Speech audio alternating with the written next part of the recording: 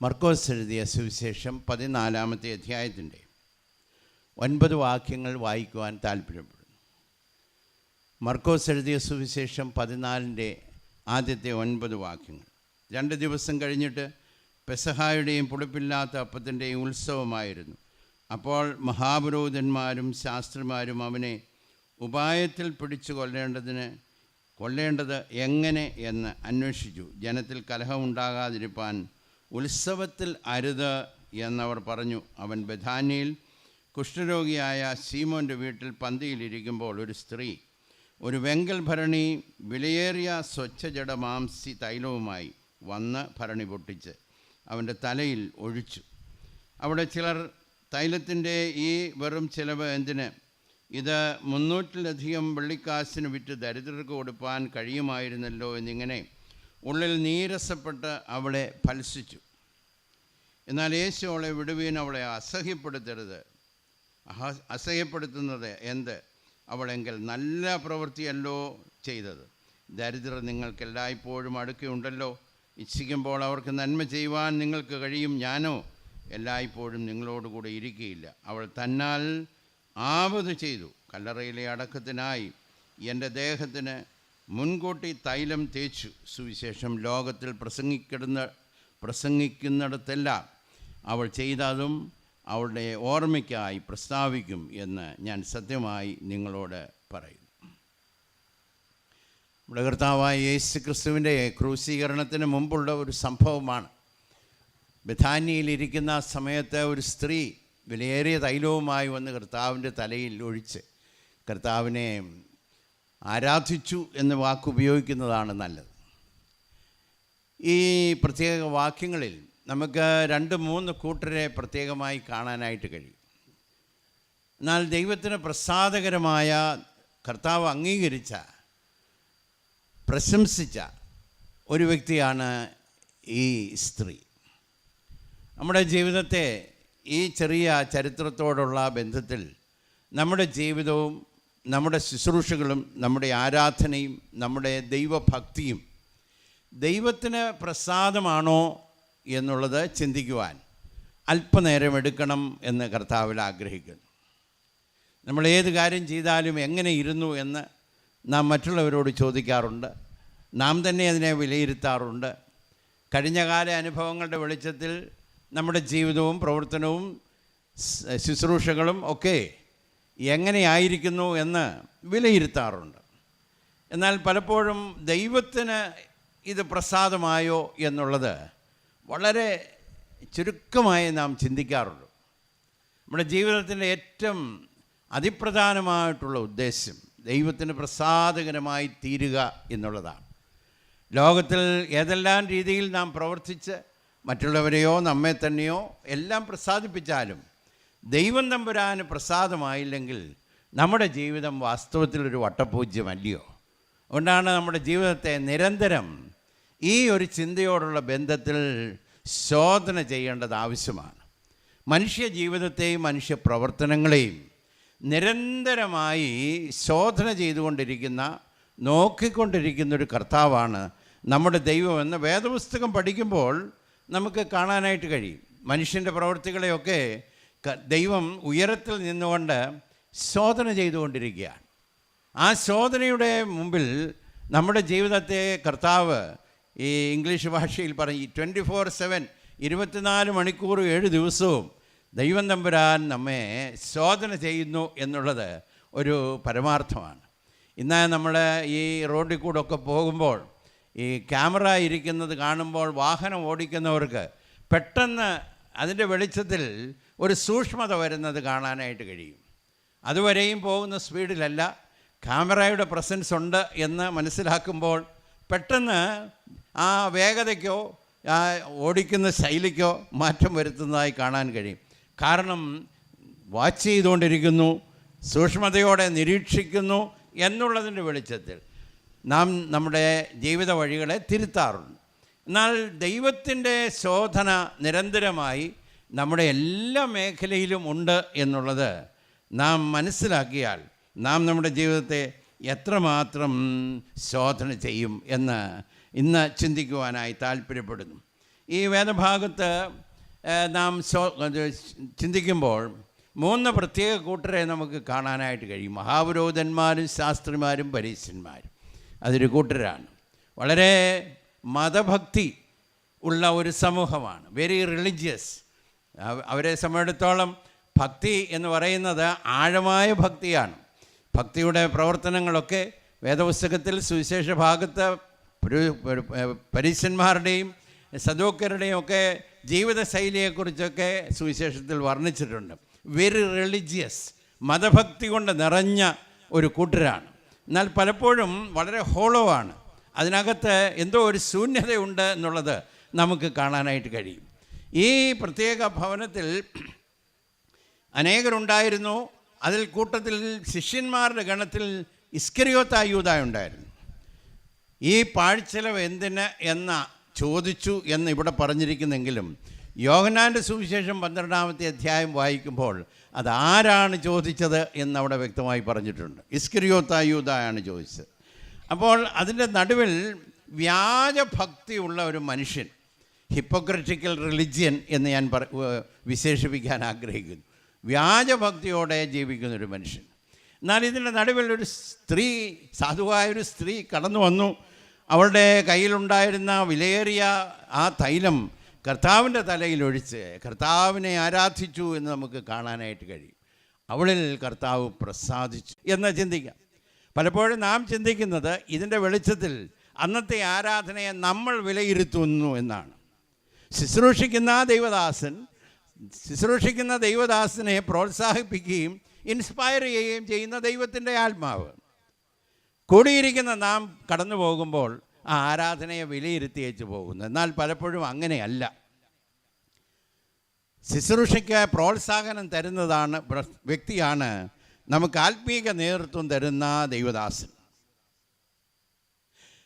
ദൈവം അതിനെ വിലയിരുത്തുന്നു. വാസ്തവത്തിൽ ആ ആരാധനയിൽ വലിയ വലിയ പങ്ക് കൊള്ളുന്നയാൾ, the partaker of the worship service is the people. ആളുകളാണ് അതിനകത്തെ ഒരു മുഖ്യധാര എന്നുള്ളത് ചിന്തിക്കണം. വിലയിരുത്തുന്നത് ദൈവമാണ്. അതിനെക്കുറിച്ച് ഒരു വില കൽപ്പിക്കുന്നതും മാർക്കിടുന്നതും തമ്പുരാനാണ്. അപ്പോൾ നമ്മുടെ ജീവിതത്തിൽ എപ്പോഴും ഓർക്കണം, God watches and God always evaluates. നമ്മളെപ്പോഴും ഇവാലുവേറ്റ് ചെയ്തുകൊണ്ടിരിക്കുന്നു എന്നുള്ളത് ഓർക്കണം. ഈ 3 കൂട്ടരെയും നമുക്കൊന്ന് നോക്കാം. ഒന്ന് പരീശന്മാരും ശാസ്ത്രിമാരും മഹാപുരോഹിതന്മാരും. അവരും ആ സ്ഥലത്ത് ഉണ്ടായിരുന്നു. അവരുടെ പദ്ധതിയെക്കുറിച്ച് അവിടെ പറഞ്ഞിട്ടുണ്ട്. പുളിപ്പില്ലാത്ത അപ്പത്തിൻ്റെ ഉത്സവമായിരുന്നു.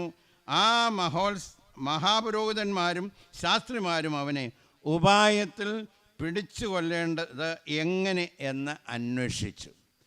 വളരെ ഭക്തിയുള്ളൊരു സമൂഹമാണ്. അവരുടെ ഭക്തിമാർഗത്തിൻ്റെ വൈശിഷ്ട്യം, അവരുടെ ജീവിതത്തിൻ്റെ പ്രമാണങ്ങളോടുള്ള ബന്ധത്തിൽ യേശു തമ്പുരാൻ തന്നെ പറഞ്ഞിട്ടുണ്ട്.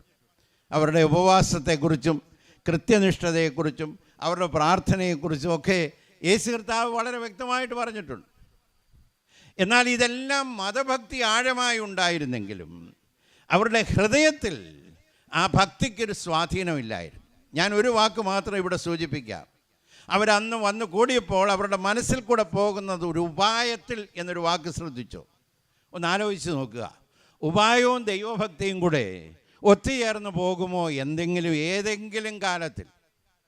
വാസ്തവത്തിൽ ഹൃദയത്തിൻ്റെ ഉള്ളിൽ അതിക്രമം നിറഞ്ഞിരിക്കുകയും വിക്കറ്റ്നെസ് നിറഞ്ഞിരിക്കുകയും ദൈവഭക്തിയിൽ ഏറെ തൽപരരായി പ്രവർത്തിക്കുകയും ചെയ്യുന്ന, മതഭക്തിയിൽ ഇങ്ങനെ മുഴുകി ജീവിക്കുന്ന ഒരു വലിയ സമൂഹം ലോകത്തിലുണ്ട്. Very religious but not true in their heart. ഹൃദയത്തിനകത്ത് ആ വേണ്ടുന്നതായ അനുഭവമില്ല എന്നുള്ളത് ഓർക്കണം.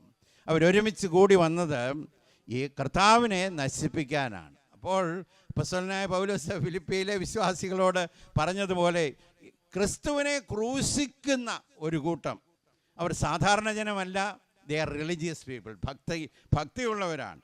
കർത്താവിനെ നശിപ്പിക്കാനായിട്ട് ആഗ്രഹിക്കുന്നു. ദൈവത്തെ സേവിക്കുന്നു എന്നവർ ചിന്തിക്കുന്നുവെങ്കിലും ദൈവത്തിന് വിരോധമായി ജീവിക്കുന്നൊരു സമൂഹം.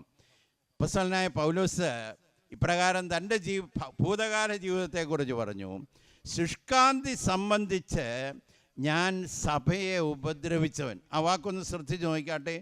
ഏറെ മതതീഷ്ണത അദ്ദേഹത്തിനുണ്ടായിരുന്നു. യഹൂദ മതത്തെക്കുറിച്ചാണ്. ശുഷ്കാന്തിയുള്ളൊരു മനുഷ്യനായിരുന്നു. എന്നാൽ ശുഷ്കാന്തി ഉണ്ടായിരുന്നെങ്കിലും അദ്ദേഹത്തിൻ്റെ പ്രവർത്തന മണ്ഡലത്തിൽ വെളിപ്പെട്ടത് സഭയെ ഉപദ്രവിച്ചുകൊണ്ടാണ്. അതുകൊണ്ടാണ് ക്രിസ്തുവിനെ ക്രൂശിക്കുന്നവർ ധാരാളമാണ്. അതുകൊണ്ടാണ് കർത്താവ് ശൗലിൻ്റെ രൂപാന്തര സമയത്ത് നീ മുള്ളിനോട് ഉதைക്കുന്നത് നല്ലതല്ല എന്ന് പറയാനുള്ള കാരണം. അപ്പോൾ ഇങ്ങനെ ഒരു കൂട്ടർ ലോകത്തിൽ ഏത് മേഖലയിലുമുണ്ട് എന്നുള്ളത് ഓർക്കണം. മതഭക്തിയുണ്ട്, എന്നാൽ ദൈവത്തിന് പ്രസാദപ്രകാരമുള്ളൊരു ജീവിതം അല്ല. നമ്മുടെ ജീവിതത്തെ ശോധന ചെയ്യണം. ഈ കൂട്ടരുടെ ജീവിതത്തിൽ നിലകൊണ്ടിരുന്ന സ്വഭാവം ഞാൻ പറയാം. മൂന്ന് കാര്യം എൻ്റെ ശ്രദ്ധയിൽപ്പെട്ടു.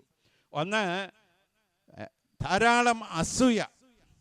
അത് നമുക്ക് മത്തായിയുടെ സുവിശേഷം 27:18 അതിനെ വളരെ വ്യക്തമായി വിശേഷിപ്പിച്ചിട്ടുണ്ട്. അസൂയ നിമിത്തം ക്രൂശിപ്പാൻ ക്രിസ്തുവിനെ ഏൽപ്പിച്ചു എന്ന് പറഞ്ഞിട്ടുണ്ട്. അപ്പോൾ ക്രിസ്തുവിനെ ഏൽപ്പിച്ചു കൊടുത്തതിൽ അവരുടെ ഉള്ളിൽ കൂടെ വ്യാപരിച്ച ആ സ്വഭാവ ശൈലി അസൂയയാണ്, ജലസി. അപ്പോൾ പലപ്പോഴും നമ്മുടെ ജീവിതത്തെ ശോധന ചെയ്യണം. ഭക്തിയുടെ ഒരു മേഖല നമ്മുടെ ജീവിത മണ്ഡലത്തിലുണ്ടെങ്കിലും അതിൻ്റെ ഉള്ളിൽ ചിലപ്പോഴൊക്കെ മറിഞ്ഞു കിടക്കുന്ന സ്പിരിറ്റ് ഓഫ് ജലസി, അസൂയയുടെ ഒരു ആത്മാവ്. ഇത് രണ്ടും കൂടെ ഒത്തുപോകുന്നതല്ലല്ലോ. അസൂയ നിമിത്തം വളരെയധികം നിറഞ്ഞിരുന്നു. അവർ കർത്താവിനെ ഏറെ വെറുത്തിരുന്നു എന്ന് നമുക്ക് കാണാൻ കഴിയും. അവനിൽ ഒരു കുറ്റം കണ്ടുപിടിക്കേണ്ടതിന് പലപ്പോഴും കർത്താവിൻ്റെ അടുക്കൽ ചോദ്യവുമായി വരുന്നതിൻ്റെ ഉദ്ദേശം കർത്താവിലൊരു കുറ്റം കണ്ടുപിടിക്കേണ്ടതിനായിട്ടാണ്. വളരെയധികം വെറുത്തിരുന്നു. ക്രിസ്തുവിനെ വെറുക്കുന്ന ഒരു സമൂഹം. ഭക്തിയുണ്ട്, ബട്ട് ദേ ഹേറ്റ് ക്രൈസ്റ്റ്. മൂന്നാമത് അവരുടെ ജീവിതത്തിൽ വളരെ വ്യക്തമായി കാണാൻ കഴിയുന്നത് അഹന്തയാണ്, ആത്മീക അഹന്ത. അവരുടെ ഭക്തിയെക്കുറിച്ചുള്ളൊരു അഹന്ത. എപ്പോഴും ഓർക്കണം, അഹന്തയും ദൈവഭക്തിയും കൂടെ ഒരിക്കലും ചേർന്ന് പോകുന്ന കാര്യമല്ല. എവിടെ അഹന്തയുണ്ടോ അവിടെ ദൈവഭക്തി ഇല്ല.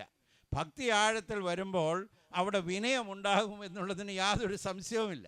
എന്നാൽ മതഭക്തിയാണ്. പലപ്പോഴും ഓർക്കണം, ഈ മതഭക്തിയിലും ആചാര അനുഷ്ഠാനങ്ങളിലുമൊക്കെ ചിലപ്പോൾ മുഴുകിപ്പോകുമ്പോൾ അതിനെക്കുറിച്ച് തന്നെ നമുക്ക് ആത്മീകമായൊരു അഹന്ത വരാൻ സാധ്യതയുണ്ട് എന്നുള്ളത് ഓർക്കണം. അപ്പോൾ ഒരു കൂട്ടരാണ് കർത്താവിനെ ഉപദ്രവിക്കുന്നു, അതേസമയം മതഭക്തിയോടെ ജീവിക്കാൻ അവർ താല്പര്യപ്പെടുന്നു. അവരുടെ ഹൃദയത്തിൽ അസൂയ വരാനുള്ള കാരണം തിരുവചനത്തിൽ പറഞ്ഞിട്ടുണ്ട്. എല്ലാവരും അവർ തമ്മിൽ പറയുകയാണ്, എല്ലാവരും ക്രിസ്തുവിൻ്റെ പിന്നാലെ, അവൻ്റെ പിന്നാലെ പോയി. അവർക്ക് ഒട്ടും സഹിക്കാൻ കഴിയുന്നില്ല. Spirit of jealousy. നമ്മുടെ ജീവിതത്തെ ഒന്ന് ശോധന ചെയ്യണം. അങ്ങനെയൊരു ആത്മാവുമായിട്ടാണോ ദൈവഭക്തിയിൽ ജീവിക്കുന്നത്? അസൂയയുടെ ആത്മാവ്, അഹന്തയുടെ ആത്മാവ്, വെറുപ്പിൻ്റെ ആത്മാവ്, ഇത് ഉള്ളിൽ വെച്ചുകൊണ്ട് ദൈവഭക്തിയുടെ വേഷം അണിഞ്ഞ് ജീവിക്കുന്ന ഒരു കൂട്ടമുണ്ട് എന്നാണ് ഇതിൻ്റെ അർത്ഥം. അത് അക്കാലത്തല്ല, ഇക്കാലത്തുണ്ട്. എന്നിലും നിങ്ങളിലും അത് കുടികൊള്ളാൻ സാധ്യതയുണ്ട് എന്നുള്ളതിൻ്റെ വെളിച്ചത്തിൽ ദൈവവചനത്തിൻ്റെ മുമ്പിൽ നമ്മെ തന്നെ ശോധന ചെയ്യണം. രണ്ടാമത് അവിടെ കാണുന്ന വ്യക്തിയാണ് 10-11 വാക്യത്തിൽ ഇസ്കരിയോത്തായൂദാവിന് 30 വെള്ളിക്കാശ് കൊടുക്കുന്നത് 10-11 വാക്യത്തിൽ പറഞ്ഞിട്ടുണ്ട്. ആ വ്യക്തി തന്നെയാണ് ഈ ഒരു വിമർശനത്തിൻ്റെ വാക്ക്. ആ സ്ത്രീ വെങ്കൽ ഭരണിയുമായി വന്നപ്പോൾ ഈ പാഴ്ചെലവ് എന്തിന് എന്ന് ചോദിക്കാൻ കാരണം. അപ്പോൾ ആ മനുഷ്യൻ്റെ ഭക്തി നോക്കിയാൽ വ്യാജഭക്തിയാണ്, ഹിപ്പോക്രറ്റിക്കൽ റിലിജിയൻ, കപടഭക്തി. പുറമേ നോക്കിയാൽ ക്രിസ്തുവിൻ്റെ ശിഷ്യൻ, ബാഹ്യമായി ശ്രദ്ധിച്ചു നോക്കിയാൽ കർത്താവിൻ്റെ ഒരു ശിഷ്യനാണെന്ന് തോന്നും. കാരണം ആ കൂട്ടത്തിലാണ് എപ്പോഴും. ഈ യൂദായെ നോക്കിയാൽ മറ്റു കൂട്ടങ്ങളിലൊന്നുമല്ല, ക്രിസ്തുവിൻ്റെ പിന്നാലെ നടക്കുന്നവരിൽ ഒരു ആളാണ്. എന്നാൽ ഹൃദയത്തിനകത്ത് കർത്താവിനോടൊരു ബന്ധമില്ല. വ്യാജഭക്തിയുടെ ചില ലക്ഷണങ്ങൾ പറയാൻ ആഗ്രഹിക്കുന്നു. ഒന്ന്, lot of association but no relationship. കർത്താവിനോടുള്ള ബന്ധത്തിൽ ധാരാളം ബന്ധങ്ങളൊക്കെ ഉണ്ട്, പക്ഷേ ആന്തരികമായി ക്രിസ്തുവിനോട് ഹൃദ്യമായൊരു ബന്ധങ്ങളിൽ. ലോട്ട് ഓഫ് അസോസിയേഷൻ, കർത്താവിനോട് ചേർന്ന് സഹവസിക്കുന്നു, ആ വാക്കാണ് ശരി. സഹവാസത്തിൽ ദൈവിക കാര്യങ്ങളുമായി ഒരുപാട് ബന്ധമുണ്ട്. എന്നാൽ ക്രിസ്തുവിനോട് ഹൃദയത്തിനകത്ത് ബന്ധമില്ല. അപ്പോൾ നമ്മുടെ ജീവിതത്തെ ശോധന ചെയ്യണം. ആത്മീക കാര്യങ്ങളിൽ താല്പര്യത്തോടെ പ്രവർത്തിക്കുന്ന അനേകരുണ്ട്. ആ കാര്യങ്ങളോട് ചേർന്ന് സഹവസിക്കുന്ന, അങ്ങനെയുള്ള കൂട്ടങ്ങളോട് ചേർന്ന് വസിക്കുന്നവരും കാണുമായിരിക്കും. എന്നാൽ ഹൃദയത്തിനകത്ത് ക്രിസ്തുവിനോടുള്ള ബന്ധം, റിലേഷൻഷിപ്പ് ടു ക്രൈസ്റ്റ്, അത് ഉണ്ടോ എന്നുള്ളത് ശോധന ചെയ്യണം.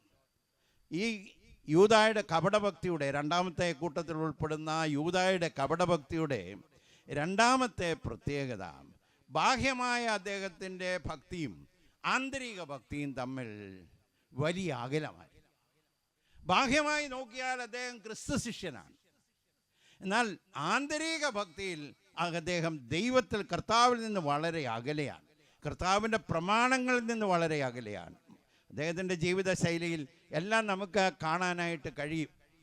കർത്താവ് ഒരിക്കൽ പറയുന്നുണ്ട്, ഇദ്ദേഹം ഇങ്ങനെ അഭിപ്രായം പറയാനുള്ള കാരണം അവൻ പണസഞ്ചി സൂക്ഷിച്ചതുകൊണ്ടും പലപ്പോഴും അതിൽ നിന്ന് പണം എടുത്തിരുന്നത് കൊണ്ടും എന്ന് വളരെ വ്യക്തമായി പറഞ്ഞിട്ടുണ്ട്.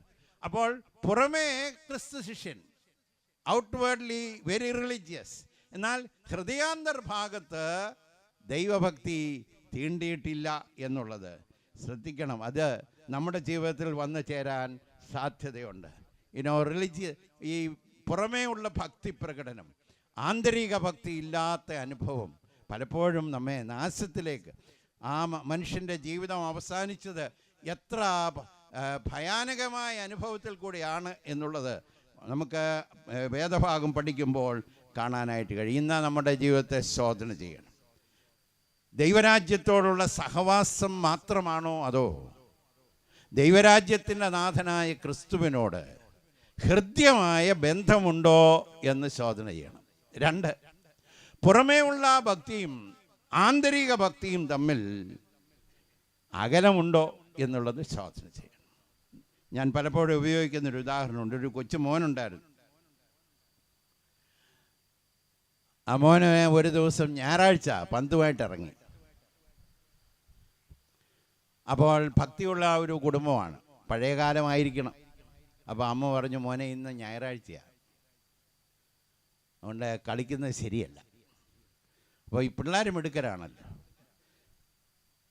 അമ്മ അങ്ങനെ പറഞ്ഞെങ്കിലും അവന് കളിച്ചേ പോകൂ. അതുകൊണ്ട് ഒരുപാട് സ്വാധീനിച്ചു കഴിഞ്ഞപ്പോൾ സമ്മർദ്ദം അങ്ങോട്ട് വർദ്ധിച്ചു വന്നപ്പോൾ അമ്മ പറഞ്ഞു, എന്നാൽ നീ കളിച്ചോ, പക്ഷേ മുൻവശത്തെ മുറ്റത്ത് നീ കളിക്കണ്ട, ഈ പുറകിലത്തെ മുറ്റത്ത് നീ ബാക്ക്യാർഡിൽ പോയി കളിച്ചാൽ മതി എന്ന്.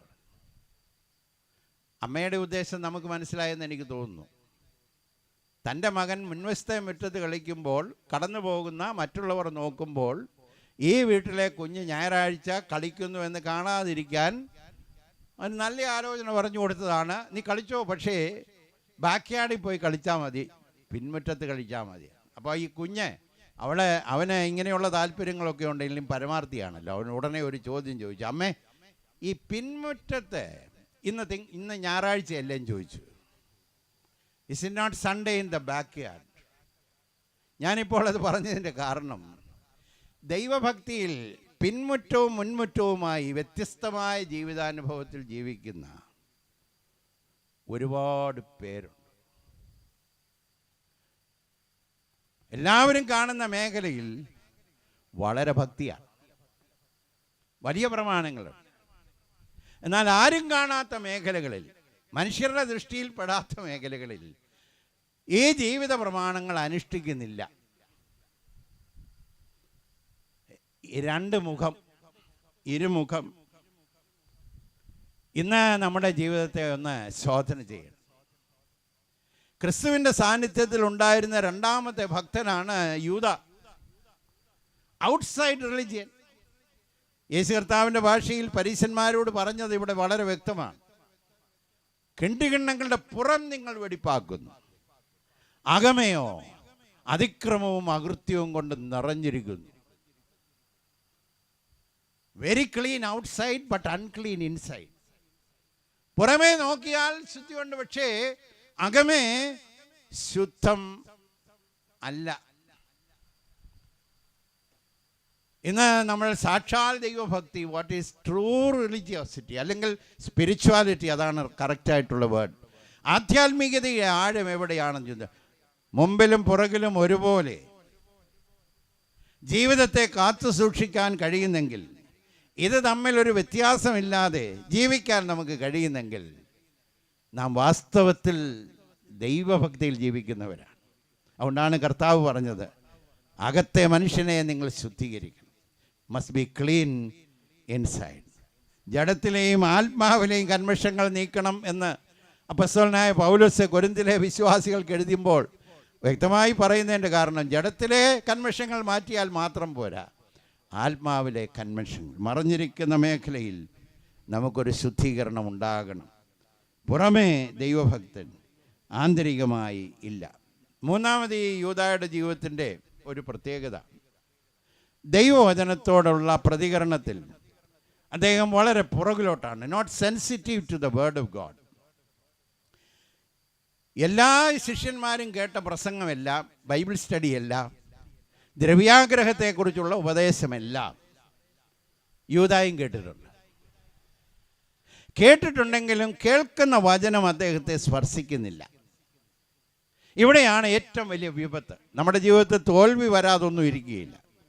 തോൽവി വരുമെന്നാൽ വചനം കേൾക്കുമ്പോൾ, തിരുത്തലുകൾ ഉണ്ടാകുമ്പോൾ, നമ്മുടെ ജീവിതത്തിൻ്റെ അപാകതകൾ വെളിപ്പെടുമ്പോൾ നമ്മുടെ ഹൃദയം സ്പർശിക്കപ്പെടണം.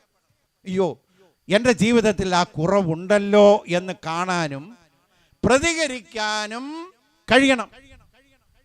യൂദായ്ക്കത് കഴിഞ്ഞില്ല. എത്ര ഹൃദ്യമായി കർത്താവ് ഇടപെട്ടു.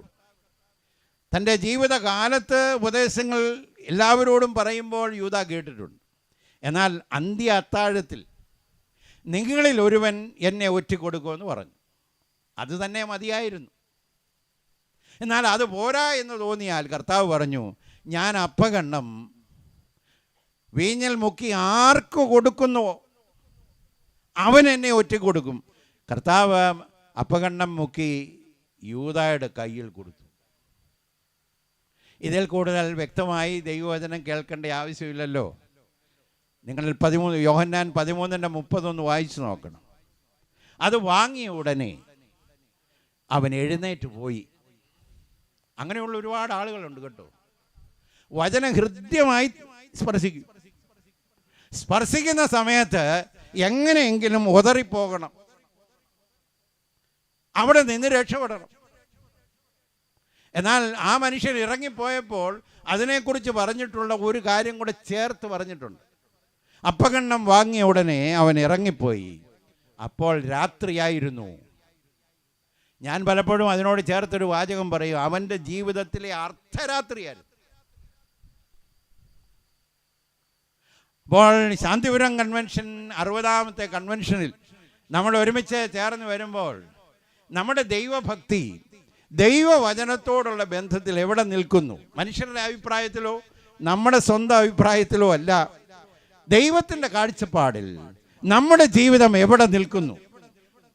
പരീശന്മാരെ പോലെ പൊള്ളയായ ഭക്തിയാണോ, അതോ ഈ ശിഷ്യനെ പോലെ വ്യാജ ഭക്തിയാണോ എന്നുള്ളത് ശോധന ചെയ്യണം. യൂദായുടെ ജീവിതത്തിലെ ഏറ്റവും വലിയ തോൽവി അനുതാപമില്ലാതെ വന്നു എന്നുള്ളതാണ്. വളരെ ശ്രദ്ധിക്കണേ. ഒരു വിശ്വാസിയെ, ഒരു ആത്മീകനെ തിരിച്ചറിയാൻ എളുപ്പമാണ്. കർത്താവിൻ്റെ വചനം അവൻ്റെ ഹൃദയത്തെ സ്പർശിക്കുമ്പോൾ അനുതപിക്കും.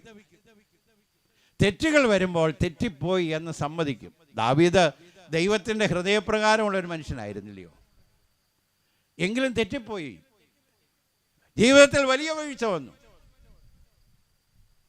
വലിയ വീഴ്ച വന്നത് മറച്ചു വെച്ച് ജീവിക്കുന്ന സമയത്താണ് നാഥാൻ പ്രവാചകൻ കൊട്ടാരത്തിലേക്ക് വന്ന് സംസാരിച്ചത്. വളരെ വ്യക്തമായിട്ടുള്ള വചനമായിരുന്നു. കുഞ്ഞാടിൻ്റെ കഥയെക്കുറിച്ചൊക്കെയാണ് പറഞ്ഞത്. അവൻ്റെ ഹൃദയത്തെ സ്പർശിക്കാനാണ് ആട്ടിൻകുട്ടിയുടെ കഥയൊക്കെ പറഞ്ഞതിന് ശേഷം ആ സത്യം തൻ്റെ ഉള്ളിൽ മനസ്സിലായി. ആ ശേഷിക്കുന്ന ആട്ടിൻകുട്ടിയെ എടുക്കുന്നതും അതിനെ അറുത്ത് തിന്നുന്നതും അത് തെറ്റാണ്. ആ ദരിദ്രനായ മനുഷ്യൻ്റേത് അപഹരിക്കുന്നത് തെറ്റാണ് എന്നുള്ളത് ദാവീദിന് മനസ്സിലായി. അപ്പോൾ തൻ്റെ തൻ്റെ നീതി ബോധം ഉണർന്നു. ഉടനെ പറഞ്ഞു, ആ മനുഷ്യൻ മരിക്കണം. അപ്പോൾ നാഥാൻ പ്രവാചകൻ വിരൽ ചൂണ്ടി പറഞ്ഞു, ആ മനുഷ്യൻ നീയാവും. നാഥാൻ പ്രവാചകനെ ജയിലിൽ അടച്ചില്ല, ഹെരോദാവാദാ ചെയ്ത്. യോഹന്നാൻ സംസാരിച്ചു കഴിഞ്ഞപ്പോൾ, പാപബോധം വന്നപ്പോൾ പറഞ്ഞവനെ തുറുങ്കിലടച്ചു. എന്നാൽ ദാവീദ് അങ്ങനല്ല. തൻ്റെ ജീവിതത്തിൻ്റെ കുറവ് ബോധ്യമായപ്പോൾ സിംഹാസനത്തിൽ നിന്നിറങ്ങി താഴെയിരുന്ന്, നിന്നോട് തന്നെ ഞാൻ പാപം ചെയ്തു, എൻ്റെ പാപം ഇപ്പോഴും എൻ്റെ മുമ്പിൽ ഇരിക്കുന്നു. ആഴമായ അനുതാപമാണ്. ഇക്കാലഘട്ടങ്ങളിൽ വിശ്വാസികളായ നമ്മുടെ ജീവിതത്തിൽ ഞാൻ എന്നെ കൂടെ ചേർത്ത് എപ്പോഴും ഇങ്ങനെയുള്ള സത്യങ്ങൾ പറയത്തുള്ളൂ. നഷ്ടപ്പെട്ടു പോയൊരു കാര്യമാണ് അനുതാപം. അതിൻ്റെ കാരണം എന്നാണെന്നറിയാമോ? വ്യാജഭക്തിയിൽ നാളുകൾ പോയി കഴിയുമ്പോൾ ഹൃദയം കഠിനപ്പെടും. ഉൽപ്പത്തി പുസ്തകം 6-ാമത്തെ അധ്യായത്തിലെ ഒരു വാക്യം അക്കാലത്ത് പറഞ്ഞതുപോലെ, ജലപ്രളയത്തിന് മുമ്പ് പറഞ്ഞതുപോലെ ഇക്കാലത്തും പ്രസക്തമാണ്. ദൈവത്തിൻ്റെ ആത്മാവ് എക്കാലവും വാദിക്കത്തില്ല, എക്കാലവും വാദിക്കുകയില്ല. ഹൃദയം കഠിനപ്പെട്ടു പോയി. ദൈവത്തിൻ്റെ ആത്മാവ് സംസാരിച്ചും നീ എന്നെ ഒറ്റിക്കൊടുക്കും എന്ന് പറഞ്ഞു കഴിഞ്ഞിട്ടും അനുദപിക്കാൻ കഴിയാത്ത യൂദ. ഞാൻ നമ്മുടെ ജീവിതത്തെ ശോധന ചെയ്യാനൊരു ചോദ്യം പറയാം. അടുത്തിടയ്ക്ക് ഹൃദയത്തിനകത്ത് പാപബോധം വരികയും കുറ്റബോധം വരികയും ഹൃദയം നുറുങ്ങുകയും ദൈവസന്നിധിയിൽ അനുദപിക്കുകയും ചെയ്ത അടുത്ത സന്ദർഭം ഓർക്കുന്നുണ്ടോ? ഇക്കാലത്തെ ജനത്തിൻ്റെ നടുവിൽ സോറി എന്നൊരു വാക്ക് പറയുന്നത് എന്തൊരു പ്രയാസമാണെന്നറിയോ? ഞാനെപ്പോഴും ഓർക്കുന്ന കുഞ്ഞുങ്ങളെയൊക്കെ ശാസിക്കുമ്പോൾ മാതാക്കൾ ഓടി വരും, അപ്പൻ്റെ അടി വീഴാതിരിക്കാൻ മോനോട് പറയും, മോനെ സോറി പറഞ്ഞേക്കാൻ. വലിയ നിർബന്ധം വരുമ്പോൾ, അടി വീഴുമെന്ന് തോന്നുമ്പോൾ അകത്തെ മനസ്സിൽ നിന്നല്ല, വരുന്ന ശിക്ഷയിൽ നിന്ന് രക്ഷപ്പെടാൻ അധരം കൊണ്ട് മാത്രം സോറി എന്നൊന്ന് പറയും. ഏകദേശം അതുപോലെയാണ് നമ്മളിപ്പോൾ. അനുതാപമില്ലാത്ത ജീവിതം വ്യാജഭക്തിയുടെ ഒരു വലിയ ലക്ഷണമാണ്. ഇന്ന് രാത്രി കർത്താവ് നമ്മുടെ ജീവിതത്തെ ശോധന ചെയ്യാൻ, ഈ പുതിയ വർഷത്തിലേക്ക് നമ്മൾ പ്രവേശിച്ചു. നമ്മളെല്ലാവരും തന്നെ 31-ാം തീയതി കർത്താവിൻ്റെ മേശയെങ്കിലേക്ക് വന്ന് ഹൃദയം കർത്താവിൻ്റെ സന്നിധിയിൽ സമർപ്പിച്ചവരാണ്. എന്നാൽ ഇന്ന് രാത്രി ഒന്നുകൂടെ ശോധന ചെയ്യണം. Did V really repent? ഇന്ന് നമ്മൾ പ്രാരംഭത്തിൽ കേട്ടതുപോലെ കലണ്ടർ മാറുകയല്ല, കലണ്ടറിൻ്റെ ഉടമയ്ക്കൊരു വ്യത്യാസം ഉണ്ടാകണം. 2025 കലണ്ടർ മാറി 26 തൂക്കുന്നതിലല്ല, ആ തൂക്കുന്നതിന് മുമ്പ് നമ്മുടെ വ്യക്തി ജീവിതത്തിന് ആഴമായൊരു രൂപാന്തരം ഉണ്ടാകും. അപ്പോൾ ആ ഭവനത്തോടുള്ള ബന്ധത്തിൽ രണ്ടുപേരെ കണ്ടു. പൊള്ളയായ ഭക്തി പുറമേ ഉണ്ടെങ്കിലും ധാരാളം അനീതിയും അസൂയയും ഒക്കെ തിങ്ങി നിറയ്ക്കുന്ന ഭക്തന്മാർ. 2, വ്യാജ ശിഷ്യൻ, ഹിപ്പോക്രിറ്റിക്കൽ റിലിജിയൻ. ഇനി നോക്കിക്കാട്ടെ, ആ സ്ത്രീയെക്കുറിച്ച് നമുക്ക് നോക്കാം. അതാണല്ലോ കർത്താവ് അവളിൽ പ്രസാദിച്ചു. അതിൻ്റെ പ്രത്യേകത എന്നാണെന്ന് വേഗത്തിൽ നോക്കാൻ ആഗ്രഹിക്കും. ഒന്ന്, കർത്താവിൽ കേന്ദ്രീകരിച്ചൊരു ജീവിതമായിരുന്നു അവളുടെ ജീവിതം. നാം ആ വേദഭാഗത്ത് ഇങ്ങനെയാണ് വായിക്കുന്നത്: ഒരു സ്ത്രീ ഒരു വെങ്കൽ ഭരണി വിലയേറിയ സ്വച്ഛജടമാംസി തൈലവുമായി വന്ന് പൊട്ടിച്ച് അവൻ്റെ തലയിൽ ഒഴിച്ചു. അവൾ വന്നത് ആരുടെ അടുക്കലല്ല, അവൾ വന്നത് കർത്താവിൻ്റെ അടുക്കലാണ്. വാസ്തവത്തിലുള്ള ദൈവഭക്തി ക്രൈസ്റ്റ് സെൻറ്റേർഡാണ്, ക്രിസ്തുവിൽ കേന്ദ്രീകരിച്ചതാണ്, വേറെ ഒന്നിനുമല്ല. Christ centred life. അതിൻ്റെ അർത്ഥം ദൈവത്തിൻ്റെ മഹത്വം അതാണ് അവളുടെ ഹൃദയത്തിനകത്തെ കർത്താവിനോടുള്ള സ്നേഹം. സ്വയത്തിലല്ല, ദൈവഭക്തിയിൽ ഒരുപാട് സ്വയം വരാൻ സാധ്യതയുണ്ടെന്നുള്ളത് ഓർക്കണം. സ്വയസംതൃപ്തിക്ക് വേണ്ടിയും സ്വയത്തെ നമുക്കൊന്ന് തൃപ്തിപ്പെടുത്തേണ്ടതിന് പലപ്പോഴും നമ്മൾ പല ഭക്തിയുടെ വേഷങ്ങൾ അണിയാറുണ്ട്. എന്നാൽ അവളുടെ ജീവിതം അവളെ പ്രസാദിപ്പിക്കാനല്ല, അവിടെ വന്നിരിക്കുന്ന ആരെയെങ്കിലും പ്രസാദിപ്പിക്കാനും അല്ല. അവൾ വന്നത് ഒറ്റ വിഷയത്തിനാണ്, കർത്താവിനെ പ്രസാദിപ്പിക്കണം. ഞാൻ പലപ്പോഴും പ്രാർത്ഥിക്കുന്ന മദർ തെരേസയുടെ ഒരു പ്രാർത്ഥനയുണ്ട്. ആ സ്ത്രീ എപ്പോഴും പ്രാർത്ഥിക്കുമായിരുന്നു രാവിലെ പുറത്തേക്ക് ഇറങ്ങുന്നതിന്, കർത്താവേ, ഇന്ന് നിന്നോടുകൂടെ നിനക്ക് വേണ്ടി നിന്നെപ്പോലെ ജീവിപ്പാൻ നീ എനിക്ക് കൃപ തരണം. ആ പ്രാർത്ഥനയൊന്ന് ചിന്തിച്ചു നോക്കിക്കാട്ടെ. വളരെ ഭക്തിയായ ഒരു സ്ത്രീയുടെ പ്രാർത്ഥനയാണ്. കർത്താവേ, ഇന്നത്തെ ദിവസം നിനക്ക് വേണ്ടി നിന്നോട് കൂടെ 3 അങ്ങേപോലെ ജീവിക്കാൻ കൃപ തരണം. അപ്പോൾ അവളുടെ ജീവിതം എവിടെയാണ് കേന്ദ്രീകരിച്ചിരിക്കുന്നത് നോക്കുക, കർത്താവിൽ കേന്ദ്രീകരിച്ച ജീവിതം. നമ്മൾ സാധാരണ പറയാറുണ്ട്, ആർക്കെങ്കിലും ഒരു പാത്രം വെള്ളം കൊടുത്താൽ അതിന് പ്രതിഫലം ഉണ്ടെന്നില്ലയോ? ഒരു കാര്യം അതിനകത്ത് വിട്ടുപോയിട്ടുണ്ട്. ആർക്കെങ്കിലും ഒരു പാത്രം വെള്ളം എൻ്റെ നാമത്തിൽ കൊടുത്താലെന്നാണ് അവിടെ പറഞ്ഞിരിക്കുന്നത്, ഇൻ മൈ നെയിം. അപ്പോൾ കർത്താവിനോടുള്ള ബന്ധത്തിലും സ്നേഹത്തിലും ചെയ്യുന്നതിനാണ് പ്രതിഫലം. അപ്പോൾ നമ്മുടെ ദൈവഭക്തി, നമ്മുടെ വിശ്വാസ ജീവിതം, നമ്മുടെ ആത്മീക ജീവിതം എവിടെയാണ് കേന്ദ്രീകരിച്ചിരിക്കുന്നത് എന്ന് ശോധന ചെയ്യണം. ഉൽപ്പത്തി പുസ്തകം 11-ാമത്തെ അധ്യായത്തിൽ ഒരു കൂട്ടരൊരു പണിക്ക് വേണ്ടി പുറപ്പെട്ടു.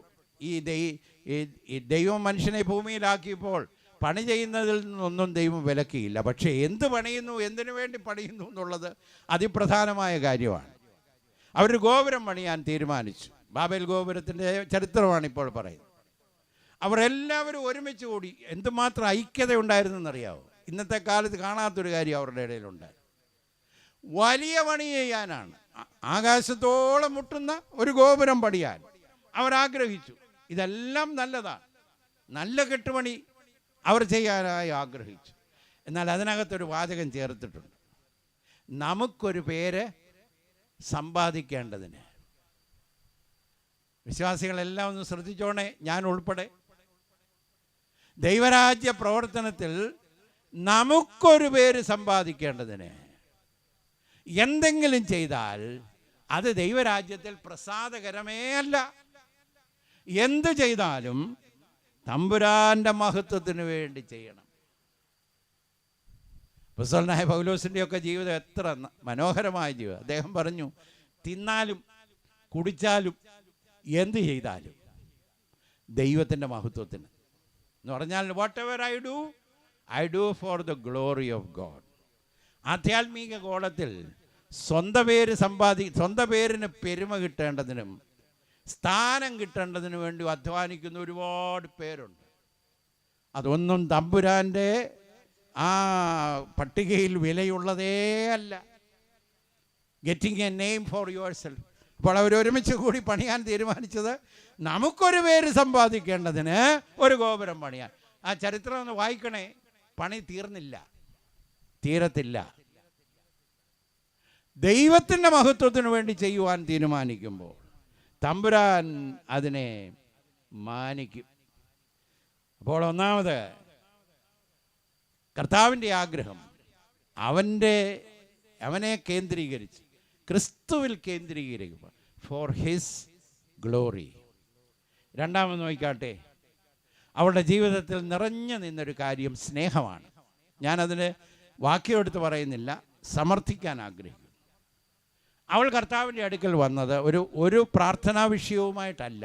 ശ്രദ്ധിച്ചു നോക്കിക്കാട്ടെ, കർത്താവിൻ്റെ അടുക്കൽ വന്ന് ഏതെങ്കിലും ഒരു പ്രാർത്ഥന, അവളുടെ യാചന, പലപ്പോഴും ആവശ്യക്കാർ വന്നിട്ടുണ്ട്. എന്നാൽ അവൾ വന്നപ്പോൾ ഒരൊറ്റ ആവശ്യം പോലും കർത്താവിന് മുമ്പിൽ പറഞ്ഞില്ല. ആരും മറ്റുള്ളവരാരെങ്കിലും നിർബന്ധിച്ചു കൊണ്ടുവന്നതായും അവരെ രേഖപ്പെടുത്തിയിട്ടില്ല. അങ്ങനെയാണെങ്കിൽ എന്തിനാ വന്നേ?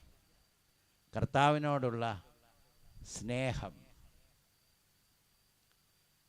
ദൈവഭക്തി സ്വീകാര്യമാകണമെങ്കിൽ ക്രിസ്തു സ്നേഹത്തിൽ എല്ലാം ചെയ്യണം. നമ്മൾ പാടുമ്പോൾ ഒരു പാട്ട് പാടും, സ്നേഹത്തിലൂടെ എല്ലാം കാണുവാൻ, ദൈവസ്നേഹത്തിൽ തന്നെ എല്ലാം ചെയ്യുവാൻ, നിന്റെ സ്വഭാവം എന്നിൽ പകരണേ കർത്താവേ. In love. അവൾ കർത്താവിനോട് അടുത്ത് വരുമ്പോൾ അവളുടെ ഹൃദയത്തിനകത്ത് ഒറ്റ കാര്യമുള്ളൂ, ഞാൻ എൻ്റെ കർത്താവിനെ സ്നേഹിക്കുന്നു. അതുകൊണ്ടാണ് ശീമോൻ പത്രോസിനെ കർത്താവ് യഥാസ്ഥാനപ്പെടുത്തിയ സമയത്ത് 3 പ്രാവശ്യം തള്ളിപ്പറഞ്ഞ ശീമോൻ പത്രോസിനെ കർത്താവ് യഥാസ്ഥാനപ്പെടുത്തുന്നതിന് മുമ്പേ അവനോട് ഹൃദ്യമായി ചോദിച്ചു. അവൻ്റെ തെറ്റുകളുടെ ഒരു ലിസ്റ്റ് അവരുടെ മുമ്പിൽ വിളമ്പുകയോ ശാസിക്കുകയോ ഒന്നും കർത്താവ് ചെയ്തില്ല. കർത്താവ് അവനോട് ഒരു ചോദ്യമേ ചോദിച്ചുള്ളൂ, യോഹന്നാൻ്റെ മകനായ ശീമോനെ, നീ ഇവയിലധികമായി എന്നെ സ്നേഹിക്കുന്നു. ഇന്ന് രാത്രി അവരവർ തന്നെ തമ്പുരാനോടുള്ള സ്നേഹം ഒന്ന് വിലയിരുത്തണം. എന്തും മാത്രം കർത്താവിനെ സ്നേഹിക്കുന്നു. പഴയ ഭക്തന്മാർ പാടിയ പാട്ടൊക്കെ നമ്മളെ അവരെഴുതിയത് കൊണ്ട് പാടാറുണ്ട്. യേശുവിൻ സ്നേഹത്താൽ എന്നുള്ളം പൊങ്ങുന്നെന്നാണ് പറഞ്ഞല്ലേ. എന്ന് പറഞ്ഞാൽ എൻ്റെ ഈ ഹൃദയം മുഴുവൻ നിറഞ്ഞ ദൈവസ്നേഹം കൊണ്ട് അങ്ങ് നിറയുന്നെന്നാണ്. നമ്മൾ നല്ല ട്യൂണിലങ്ങ് പാടുമ്പോൾ ഞാനും നിങ്ങളും എല്ലാം ചേർന്ന് അത് പാടും. പക്ഷെ അതാണ് ദൈവഭക്തി, ലവിങ് ക്രൈസ്റ്റ്. ഒരു ദൈവദാസൻ പറഞ്ഞ്, ക്രിസ്ത്യാനിറ്റി എന്ന് പറഞ്ഞാൽ ഏതാനും പ്രമാണങ്ങൾ അനുസരിക്കുന്നതൊന്നുമല്ല, ക്രിസ്തുവിനെ സ്നേഹിക്കുന്നതും ക്രിസ്തുവിൽ സന്തോഷിക്കുന്നതുമാണ് ക്രിസ്ത്യാനിത്വം. It is loving Christ and enjoying Christ. It is Christianity. നമ്മുടെ ജീവിതത്തിൽ കർത്താവിനെ സ്നേഹിക്കുന്നുണ്ടോ? ശീമോൻ പത്രോസ് പറഞ്ഞ വാക്ക് നമുക്ക് ഏറ്റു പറയാൻ കഴിയുമോ? ഉവ്വ് കർത്താവേ, ഞാൻ നിന്നെ സ്നേഹിക്കുന്നു, എല്ലാറ്റിലും അധികമായി സ്നേഹിക്കുന്നു. എൻ്റെ മനസ്സിൽ കൂടെ ഇങ്ങനെയുള്ള കഥ പറഞ്ഞ് ലാഘവപ്പെടുത്താൻ ഞാൻ ആഗ്രഹിക്കുന്നു. ഒരു പെൺകുട്ടിയെ സ്നേഹിച്ച ചെറുപ്പക്കാരൻ്റെ കാര്യം ഞാൻ കേട്ടിട്ടുണ്ട്. അപ്പോൾ അവളോടുള്ള സ്നേഹമൊക്കെ വളരെ ആലങ്കാരിക ഭാഷയിൽ ഞാൻ നിന്നെ സ്നേഹിക്കുന്നു, എന്തും ചെയ്യാൻ തയ്യാറാണ് എല്ലാം എഴുതിയിട്ട് എഴുത്തിൻ്റെ അവസാനം പറഞ്ഞു, ഇന്ന് മഴ പെയ്തില്ലെങ്കിൽ ഞാൻ വന്ന് കണ്ടോളാം എന്ന് പറഞ്ഞു. അപ്പോൾ ആശയം പിടികിട്ടിയല്ലോ. ആഴമായി സ്നേഹിക്കുന്നു, പക്ഷേ വരണമെന്നുണ്ടെങ്കിൽ ഇന്ന് മഴ പെയ്യരുത്. ആധ്യാത്മിക ജീവിതത്തെ ഒന്ന് ശോധന ചെയ്തേ. ദൈവത്തോടുള്ള ബന്ധത്തിൽ, ദൈവിക കാര്യങ്ങളോടുള്ള ബന്ധത്തിൽ അതിന് മുൻഗണനയുണ്ടോ? ഇല്ല. സമയമുണ്ടെങ്കിൽ പോകും. തമ്പുരാന് കൊടുക്കുന്ന കാര്യം വരുമ്പോൾ നീക്കി ബാക്കി ഉണ്ടെങ്കിൽ കൊടുക്കും. ദൈവിക സമർപ്പണത്തോട് വരുമ്പോൾ ഭാഗികമായി സമർപ്പിക്കും. കർത്താവിനോടുള്ള ബന്ധത്തിൽ ഈ സ്ത്രീ പറഞ്ഞതുപോലെയും ശീമോൻ പത്രോസ് പറഞ്ഞതുപോലെയും, കർത്താവേ, ഞാൻ നിന്നെ സ്നേഹിക്കുന്നു. ഉയരത്തിലിരിക്കുന്ന ദൈവം കേൾക്കാൻ ആഗ്രഹിക്കുന്ന ഒറ്റ വാചകമേ ഉള്ളൂ, കർത്താവേ, ഞാൻ അങ്ങേ സ്നേഹിക്കുന്നു. ക്രിസ്തീയ കീർത്തനത്തിൽ പാടുന്ന പാട്ടിൽ മഹത്വപ്രഭു മരിച്ച ക്രൂശിനെ കുറിച്ച് വർണ്ണിക്കുമ്പോൾ അദ്ദേഹം എൻ്റെ അവസാന ചരണത്തിൽ ഇങ്ങനെ പറയുന്നു, ഈ ദിവ്യ സ്നേഹത്തിൻ്റെ മുമ്പിൽ എന്നെ മുറ്റും നൽകുന്നു ദൈവമേ. I love you. ഞാൻ നിന്നെ സ്നേഹിക്കുന്നു. ഇന്ന് രാത്രി മറ്റുള്ളവരുടെ ജീവിതമല്ല, നമ്മുടെ ജീവിതം തന്നെ ഒന്ന് ശോധന ചെയ്യണം. സ്നേഹിക്കുന്നു എന്നുള്ളതിൻ്റെ ഏകവും പ്രത്യക്ഷവുമായ ലക്ഷണം. ആ വാക്കൊക്കെ നമ്മൾ ധാരാളം കേട്ടിട്ടുണ്ട്. എന്നാൽ വേദപുസ്തക പ്രകാരം കർത്താവിനെ സ്നേഹിക്കുന്നു എന്നുള്ളതിൻ്റെ ഏകവും പ്രത്യക്ഷവുമായ തെളിവ് അവൻ്റെ കൽപ്പനകളെ കാക്കുന്നതാണ്. കർത്താവ് പറയുന്നത് അനുസരിക്കാൻ താല്പര്യമുണ്ടോ എന്ന് നോക്കിയേച്ചാൽ മതി. ദൈവിക പ്രമാണം അനുസരിക്കാൻ, ദൈവവചനത്തിൻ്റെ കാര്യങ്ങൾ കീഴ്പ്പെടാൻ നമുക്ക് താല്പര്യമുണ്ടോ? അതിൻ്റെ താല്പര്യം എവിടെ നിന്നാണ് വരുന്നതെന്നറിയാമോ? ദൈവസ്നേഹത്തിൽ നിന്ന്. ക്രിസ്തുരാജ്യത്തിന് വേണ്ടി അധ്വാനിക്കുന്ന അപ്പസ്തലനായ പൗലോസിനോട് അത് നിമിത്തം അദ്ദേഹം ബദ്ധനായി തീർന്നെന്നാണ് പറഞ്ഞു, കാരാഗ്രഹത്തിൽ. അപ്പോൾ അദ്ദേഹത്തോട് ചോദിക്കണം, എന്തുകൊണ്ടാണ് പൗലോസ് ഇതൊക്കെ ചെയ്യുന്നതെന്ന് ചോദിച്ചാൽ അദ്ദേഹം അതിനൊരു ഉത്തരം പറയും, ക്രിസ്തുവിൻ്റെ സ്നേഹം എന്നെ നിർബന്ധിക്കുന്നു. Love of Christ compels me. ഹൃദയത്തിനകത്തുനിന്ന് ആ സ്നേഹം നിറഞ്ഞു കവിയുന്നുണ്ടോ എന്ന് ശോധന ചെയ്യാൻ ദൈവത്തിൻ്റെ പരിശുദ്ധാത്മാവ് നമ്മെ സഹായിക്കട്ടെ എന്ന് ഞാൻ പ്രാർത്ഥിക്കുന്നു. അപ്പോൾ രണ്ട് കാര്യങ്ങൾ നാം കണ്ടു. ക്രിസ്തുവിൽ കേന്ദ്രീകരിച്ച ഒരു പ്രവർത്തനം. രണ്ട്, സ്നേഹത്തിൽ നിറഞ്ഞ ഒരു ശുശ്രൂഷ. മൂന്ന്, ത്യാഗപൂർണമായ ശുശ്രൂഷ. അത് വളരെ വ്യക്തമായിട്ട് നമുക്കവിടെ കാണാനായിട്ട് കഴിയും. ഒരു വെങ്കൽ ഭരണി വിലയേറിയ തൈലവുമായി അവൻ്റെ അടുക്കൽ വന്നു. ആ ഭരണി പൊട്ടിച്ച് അവൻ്റെ തലയിൽ ഒഴിച്ചു. അവൾ വെറും കൈയായിട്ടല്ല വന്നത്. കർത്താവിൻ്റെ അടുക്കൽ വന്നതിന് ശേഷം ഇപ്രകാരം പറഞ്ഞു, എൻ്റെ വിലയേറിയത് കർത്താവെ അങ്ങയ്ക്ക് വേണ്ടി തരുന്നു. അപ്പോൾ അതിൻ്റെ അർത്ഥം നമ്മുടെ ജീവിതത്തിലെ ഏറ്റവും വിലയേറിയതും നമ്മുടെ ജീവിതത്തിലെ ഏറ്റവും പ്രഷ്യസായി തീർന്നതും കർത്താവിന് വേണ്ടി നൽകുവാനുള്ളൊരു സ്നേഹം, സാക്രിഫൈസ് ചെയ്യുന്ന ത്യാഗം. Very precious alabaster box. അവിടെ ശ്രദ്ധിക്കേണ്ട ഒരു കാര്യം, ആ ഭരണി പൊട്ടിച്ചു എന്നാണ് പറയുന്നത്. ഭരണി പൊട്ടിച്ചു. അതിൻ്റെ അർത്ഥം യാതൊരു റിസർവേഷനും കൂടാതെ. അതാണല്ലോ അതിൻ്റെ അർത്ഥം.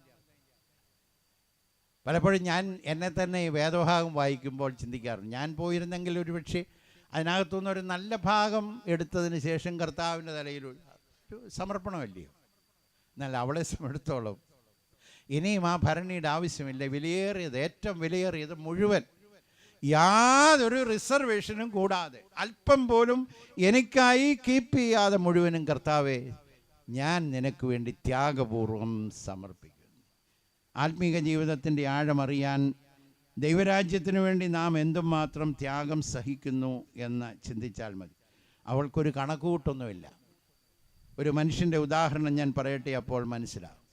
വർഷങ്ങൾക്ക് മുമ്പ്, ദീർഘവർഷങ്ങൾക്ക്, വില്യം ബോർഡൻ എന്ന് പറയുന്ന ഒരു ചെറുപ്പക്കാരൻ, വളരെ ധനികനായ വലിയ ഒരു കമ്പനിയുടെ ഉടമയായ ബോർഡൻ ഫാമിലിയിൽ ജനിച്ച ഒരു ചെറുപ്പക്കാരനാണ് വില്യം ബോർഡൻ. അതിസമർത്ഥനുമായിരുന്നു. ഹൈസ്കൂൾ കഴിഞ്ഞപ്പോൾ ധനികനായ പിതാവ് ഒരു ഭക്തനായ മനുഷ്യനെ കൂട്ടി ലോകം ചുറ്റി സഞ്ചരിക്കാൻ അന്ന് കപ്പലിലൊക്കെയാണ് ഉള്ള പണം കൊടുത്ത് ലോകം കാണാൻ അവസരം. പിന്നീട് അദ്ദേഹത്തെ ബിസിനസ്സിന് ഉപയോഗിക്കണമല്ലോ. ലോകം കണ്ടിരിക്കട്ടെ. യൂണിവേഴ്സിറ്റിയിലൊക്കെ പോകുന്നതിന് മുമ്പേ വളരെ നാളുകൾ എടുത്ത് ലോകം ചുറ്റി മടങ്ങി വന്നപ്പോൾ, ലോകത്തിൻ്റെ ആവശ്യം മനസ്സിലാക്കിയ ചെറുപ്പക്കാരൻ മടങ്ങി വന്നപ്പോൾ അപ്പനോട് പറഞ്ഞു, ഞാനൊരു മിഷണറിയായി തീരാൻ ആഗ്രഹിക്കുന്നു. അപ്പോൾ അപ്പൻ അത് പുറം കൈ കൊണ്ടങ്ങ് തട്ടിക്കളഞ്ഞു. ഇതിപ്പോൾ നിനക്ക് വികാരം കൊണ്ടൊക്കെ വന്ന് ഇതൊക്കെ മറന്ന് നീ കോളേജിൽ പോയി പഠിക്കുക. യെയിൽ യൂണിവേഴ്സിറ്റി എല്ലാവർക്കും അറിയാവുന്ന വളരെ പ്രസിദ്ധമായ യൂണിവേഴ്സിറ്റിയാണ്. അവിടെ പോയി പഠിച്ചു. അപ്പോൾ ഈ അപ്പൻ ഇങ്ങനെ അത് മറന്നേക്കാൻ പറഞ്ഞപ്പോൾ അവൻ്റെ ബൈബിളിൽ അവൻ ഇപ്രകാരം ഒരു വാക്കെഴുതി, നോ റിസർവേഷൻ, നോ റിസർവ്. ഒന്നും ഞാൻ പിടിച്ചു വെക്കുന്നില്ല. യൂണിവേഴ്സിറ്റിയിൽ നിന്ന് പാസ്സായി മടങ്ങി വന്നപ്പോൾ അപ്പനോട് വീണ്ടും ഇത് തന്നെ പറഞ്ഞു. അപ്പോൾ അപ്പൻ പറഞ്ഞു, ആ വഴിയിൽ നീ സഞ്ചരിക്കാൻ തീരുമാനിച്ചാൽ എൻ്റെ ധനത്തിൽ ഓഹരി നിനക്കില്ല എന്ന് പറഞ്ഞു. ആ ചെറുപ്പക്കാരൻ വീണ്ടും ബൈബിളിൽ രണ്ട് വാക്കെഴുതി, നോ റിട്ടേൺ. എൻ്റെ തീരുമാനത്തിൽ നിന്ന് ഞാൻ മടങ്ങിപ്പോകത്തില്ല. കർത്താവിന് വേണ്ടി പോകുവാൻ തീരുമാനിച്ചു. ചൈനയിലേക്ക് പോകുവാൻ. ഈജിപ്തിൽ പോയി, പ്രത്യേകിച്ച് അവിടെയുള്ള മുസ്ലിമുകളുടെ ഇടയിൽ വേല ചെയ്യാൻ ആഗ്രഹിച്ച അദ്ദേഹം ഈജിപ്തിൽ ചെന്ന് ഭാഷ പഠിക്കാനായി ഒരു പ്രത്യേക ഭവനത്തിൽ പാർത്ത് പഠിച്ചുകൊണ്ടിരിക്കുന്ന സമയത്ത് മെനിഞ്ചൈറ്റിസ് വന്ന് മരിച്ചു. 26-ാമത്തെ വയസ്സിൽ. മരിക്കുന്നതിന് മുമ്പ് അദ്ദേഹത്തിൻ്റെ ബൈബിളിൽ 3-ാമത്തെ വാക്കെഴുതി, നോ റിഗ്രറ്റ്. ഞാൻ ഒന്നിനെക്കുറിച്ചും ദുഃഖിക്കുന്നില്ല. No regret. പലപ്പോഴും നമ്മൾ ചിന്തിക്കും, പ്രയോജനം വല്ലതും വന്നോ, ഒരു ആയുസ് വെറുതെ കളഞ്ഞില്ലേ. ഈ മനുഷ്യൻ്റെ ചരിത്രത്തിൻ്റെ വെളിച്ചത്തിൽ 100 കണക്കിന് ചെറുപ്പക്കാർ ദൈവരാജ്യ ശുശ്രൂഷയ്ക്ക് വേണ്ടി ഇറങ്ങി. നോ റിസർവ്, എൻ്റെയും നിങ്ങളുടെയും ജീവിതത്തിൽ ശരിയാണോ നോക്കണം. തമ്പുരാനിൽ നിന്ന് പിടിച്ചു വെച്ചിരിക്കുന്ന, റിസർവ് ചെയ്തിരിക്കുന്ന, ഒത്തു വന്നില്ലെങ്കിൽ മടങ്ങിപ്പോകാനുള്ള സ്വഭാവം, നോ റിട്ടേൺ. ആ ചെറുപ്പക്കാരൻ അങ്ങനെയായിരുന്നു. നമുക്കങ്ങനെയാണോ? ദൈവം ആഗ്രഹിക്കുന്നു സാക്രിഫൈസ്. കർത്താവ് ദൈവരാജ്യത്തിൽ എങ്ങനെയുള്ളവരെ ആഗ്രഹിക്കുന്നു എന്നുള്ളത് ഓർക്കണം. എനിക്ക് ഏറ്റവും നല്ല ഉദാഹരണമായി തോന്നുന്നത് പഴയ നിയമത്തിലെ അബ്രഹാമിൻ്റെ സമർപ്പണമാണ്. അബ്രഹാം വിശ്വാസ ജീവിതത്തിൽ വളർന്നു വന്നൊരു മനുഷ്യനാണ്. വിശ്വസിച്ച ഒരു ഭക്തനാണ്. വിശ്വസിച്ച ദൈവത്തിൻ്റെ പിന്നാലെ ദീർഘകാലം നടന്നു. വിശ്വാസത്താൽ തനിക്ക് തൻ്റെ വാർദ്ധക്യത്തിൽ ഒരു പൈതലിനെയും ലഭിച്ചു. എന്നാൽ ഒരു പ്രഭാതത്തിൽ, ഒരു രാത്രിയിൽ അബ്രഹാമിന് ദൈവികമായ ഒരു അരുളപ്പാടുണ്ടായി. നിന്റെ മകനെ, നിന്റെ ഏകജാതനായ പുത്രനെ ഇസ്ഹാക്കിനെ, ഇതെല്ലാം 22-ാമത്തെ അധ്യായത്തിൻ്റെ 1-ാമത്തെ വാക്യത്തിലുണ്ട്. തെറ്റിപ്പോകരുത്. ഇസ്മയേലിനെ കൊടുക്കാനല്ല എന്ന് മനസ്സിലാക്കണം. അതിനുവേണ്ടി നിന്റെ മകനെ, ഏകജാതനെ ഇസ്ഹാക്കിനെ യാഗമായി അർപ്പിക്കണമെന്നൊരു കൽപ്പന, അരുളപ്പാടുണ്ടായി. വേദപുസ്തകം വായിക്കുമ്പോൾ നമുക്കറിയാം, ദൈവത്തോടുള്ള സ്നേഹം നിമിത്തം അബ്രഹാമിനെ സംബന്ധിച്ചിടത്തോളം അവൻ്റെ ജീവിതത്തിലെ ഏറ്റവും വലിയ ധനമായിരുന്നു ആ പുത്രൻ. ദീർഘകാലം കാത്തിരുന്ന് തനിക്ക് ലഭിച്ച ഒരു പുത്രനാണ്. എന്നാൽ നാം വായിക്കുന്നു, അധികാലത്ത് എഴുന്നേറ്റു, കഴുതയ്ക്ക് ഗോപ്പെട്ടു, യാത്ര തിരിച്ചു. മോറിയാമലയിൽ 3 ദിവസത്തെ യാത്ര കഴിഞ്ഞ് അവിടെ ചെന്നു. അവിടെ യാഗപീഠം പണിതു. വഴിയാത്രയിൽ തന്നെ വേദനിപ്പിച്ചൊരു വാക്കുണ്ടെന്നാണ് എനിക്ക് തോന്നുന്നത്. മകൻ അപ്പനോട് ചോദിച്ചു, അപ്പാ, വിറകുമുണ്ട്, തീയുമുണ്ട്, യാഗവസ്തു എവിടെ? അപ്പന് വിശ്വാസത്താൽ ഒന്നേ പറയാൻ കഴിഞ്ഞുള്ളൂ, മോനെ, ദൈവം കരുതിക്കൊള്ളു.